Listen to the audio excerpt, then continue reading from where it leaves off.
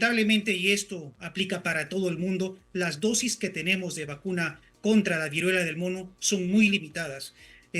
Solamente tenemos la vacuna Genius, producida por un laboratorio danés, que es el único que tiene autorización para la fabricación de esta vacuna. Y bueno, en el centro del África están teniendo muchísimos problemas para vacunar a su población.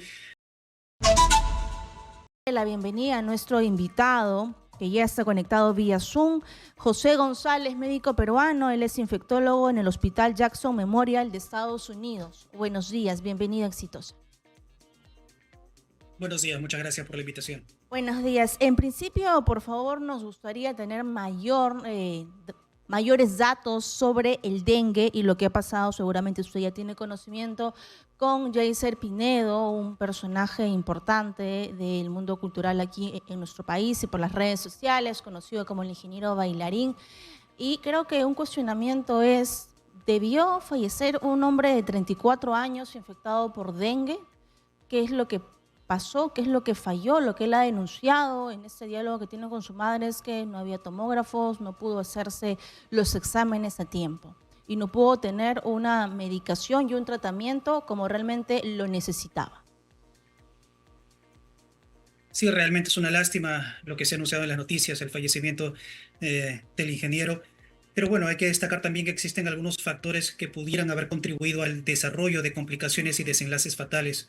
Hay que recordar que la mayoría de los casos de dengue, casi la totalidad, presentan unas manifestaciones leves o asintomáticos. Solamente un porcentaje muy pequeño, aproximadamente 5%, pueden desarrollar dengue complicado, denominado también shock hemorrágico. Así que posiblemente en este grupo de pacientes ha estado el ingeniero, que lamentablemente ha tenido un desenlace fatal.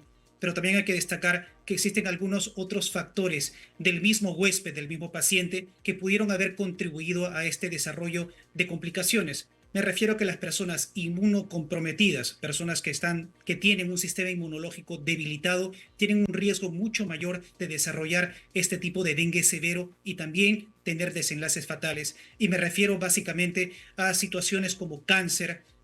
También a la población pediátrica, menores de 5 años, se encuentra dentro de este grupo de pacientes en alto riesgo, personas embarazadas. Es por eso que este grupo se tiene que tomar con muchísimo cuidado. Y otro detalle que no es, bueno, es muy común, es el desarrollo de infecciones subsecuentes.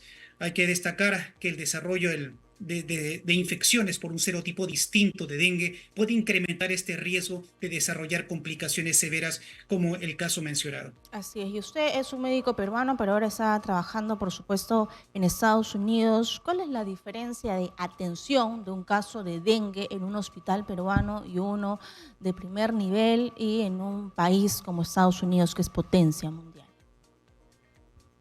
Sí, definitivamente existen muy marcadas diferencias. Yo diría desde el diagnóstico de dengue, acá se realizan de forma más rápida los test directos moleculares para el diagnóstico y los test serológicos también para el diagnóstico de dengue. Y creo que también tenemos recursos necesarios para tratar personas con dengue complicado.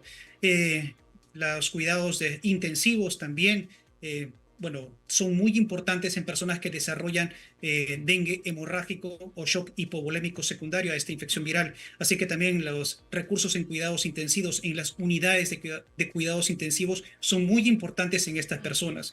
Hay que destacar que muchas de estas personas desarrollan shock, falla hepática, falla renal y necesitan manejo de soporte muy avanzado para poder lidiar con estas complicaciones. Así que yo creo que estas son las principales diferencias con el primer mundo. Lamentablemente, en países de Latinoamérica todavía tenemos muchas deficiencias en cuestión de cuidado, no solamente ambulatorio, sino también cuidado avanzado, como por ejemplo en las salas de cuidados intensivos. Muy bien. Ahora hay otro tema que está generando preocupación y permítame por favor brindarle algunas cifras a los oyentes, a los televidentes de Radio Exitosa sobre la viruela del mono. Según la información del MINSA, en el año 2022 existieron 3.698 casos confirmados, de ellos 20 fallecidos. El año pasado, 2023, se han registrado 164 casos y ningún fallecido, y en lo que va de ese año 2024 hay 77 casos y no hay ningún deceso. ¿Estamos preparados? Y aquí la preocupación es la siguiente, según lo que ha declarado el viceministro de Salud Pública, Ricardo Peña, aquí en nuestro país existen 1.445 dosis contra la viruela del mono. Y hay un testimonio de un paciente con VIH que ha buscado ir a algún centro de salud, el del MINSA, para vacunarse y ha tenido que esperar que se puedan juntar 5 personas para que recién pueda vacunarse y esto le ha demorado muchísimo tiempo, ha denunciado ante los medios de comunicación y no solamente eso, no le aseguran una segunda dosis. Exitosa. Sí, bueno, yo creo que estos factores deben corregirse. Tengo entendido que Perú también ha declarado esta alerta epidemiológica ante la posible aparición de esta nueva cepa de viruela del mono. Hay que recordar que tenemos casos en Perú en todo este 2024, pero ningún caso a la fecha atribuido a este clado 1B que se está produciendo o diseminando de forma muy importante en el centro del África. Pero claro, hay que mantener una conducta muy vigilante para detectar los casos de manera temprana y poder atender a la población de forma adecuada. Las medidas preventivas también deben, por parte del Ministerio de Salud, ser reforzadas hacia la población, yo diría, con campañas educativas con respecto al dengue y su manera de transmisión, pero también una medida complementaria, como os he mencionado, es la vacunación. Lamentablemente, y esto aplica para todo el mundo, las dosis que tenemos de vacuna contra la viruela del mono son muy limitadas. Solamente tenemos la vacuna Genius, producida por un laboratorio danés, que es el único que tiene autorización para la fabricación de esta vacuna. Y bueno, en el centro del África están teniendo muchísimos problemas para vacunar a su población. Yo creo que esto también se pudiera presentar en países de Latinoamérica si en caso se llega a reportar este clado 1B de la viruela del mono. Ahora, ¿esto podría desencadenar en una pandemia, así como los vivimos hace 4 años, la pandemia del COVID-19? No, en mi opinión, no desencadenaría una pandemia de esa magnitud. Hay que destacar que las formas de transmisión de esta enfermedad viral de la viruela del mono es completamente distinta al COVID-19. Sabemos que el COVID-19 tiene una transmisión muy rápida, principalmente por vía respiratoria, por estas gotitas respiratorias que pueden transmitirse fácilmente de persona a persona. En el caso de viruela del mono, la transmisión es más lenta. Y principalmente es por vía sexual a la fecha, aunque también se está reportando una transmisión importante por contacto directo con las lesiones dérmicas producidas por la viruela del mono. Pero definitivamente la transmisión es mucho más lenta si la comparamos y de una manera completamente distinta si la comparamos con el COVID-19. Ahora, ¿cuáles son los grupos de riesgo? Al momento, de acuerdo a la experiencia que tenemos del 2022, los grupos de riesgo, la población más afectada en ese momento fueron las personas, hombres que tienen sexo con hombres, con múltiples parejas sexuales, con un diagnóstico reciente de VIH o enfermedades de transmisión sexual. Ese fue el grupo más afectado. Sin embargo, en el centro del África, específicamente la República Democrática del Congo, también se están reportando casos muy importantes en población pediátrica. De hecho, más del 70% de los casos se reportan en niños menores de 15 años. Y esto quiere decir que este nuevo clado posiblemente tenga una transmisión más fácil cuando las personas puedan exponerse de forma directa a las lesiones dérmicas. Así que, bueno, tenemos que esto monitorizarlo de forma muy adecuada en todo el mundo, porque no necesariamente lo que se está presentando en el centro del África se va a presentar en el resto del mundo. Hay que tener en cuenta que son dos tipos principales de transmisión: la transmisión sexual, el contacto íntimo, pero también el contacto directo con las lesiones dérmicas. Y eso, por supuesto, que nos pone a reflexionar si los médicos de nuestro país van a estar vacunados, porque ellos son los que van a atender a las personas infectadas con viruela del mono. Por favor, ¿en Estados Unidos ya tienen las suficientes dosis de vacuna? Sí, afortunadamente en Estados Unidos tenemos la vacuna Genius, que es una vacuna que ha mostrado una eficacia muy alta, incluso descrita hasta el 90% en estudios en el mundo real.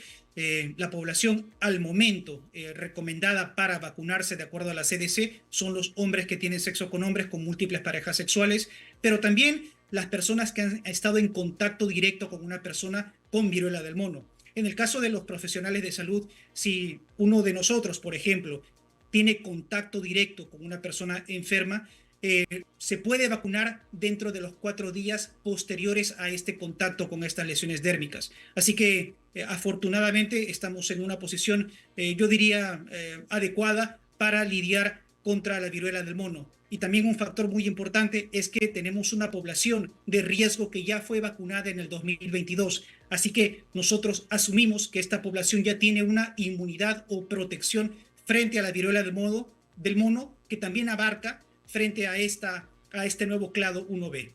Ahora, ¿cuál sería el procedimiento para solicitar una mayor cantidad de vacunas? Porque es insuficiente. 1.445 a nivel nacional es realmente una desgracia para nuestro país si es que llegase nuevamente la viruela del mono con esta nueva cepa que usted ha mencionado.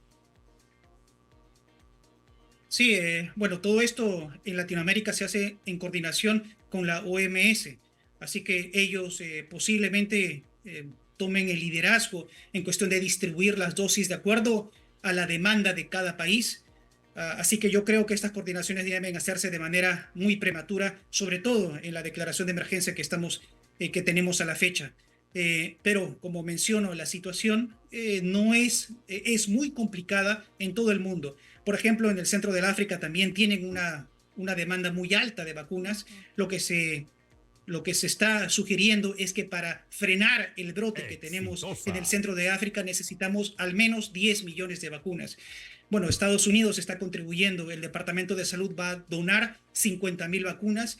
Tengo entendido que la CDC europea va a hacer lo propio con una donación importante de vacunas, pero son muy pocas todavía si la comparamos a la demanda que necesitamos para lidiar con el presente brote. Así es. Ahora, solo para cerrar, ¿qué hay de este mecanismo COVAX Facility que ayudaba a que los países en vías de desarrollo de América Latina como el país puedan adquirir vacunas contra la COVID-19?